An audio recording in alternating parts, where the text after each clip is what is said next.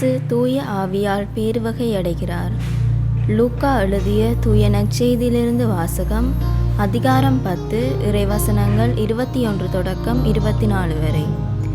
அக்காலத்தில் இயேசு தூய ஆவியால் பேருவகையடைந்து, தந்தையே, விண்ணுக்கும் மண்ணுக்கும் ஆண்டவரே, உம்மை போற்றுகின்றேன். ஏனெனில் ஞானிகளுக்கும் அறிஞர்களுக்கும் இவற்றை மறைத்து குழந்தைகளுக்கு வெளிப்படுத்தினீர். ஆம் தந்தையே, இதுவே உமது திருவுளம் என்றார். என் தந்தை எல்லாவற்றையும் என்னிடத்தில் ஒப்படைத்திருக்கிறார். தந்தையை தவிர வேறு எவரும் மகனை அறியார். தந்தை யாரென்று மகனுக்கு தெரியும். மகன் யாருக்கு வெளிப்படுத்த விரும்புகிறாரோ அவருக்கும் தெரியும். வேறு எவரும் தந்தையை அறியார் என்று கூறினார்.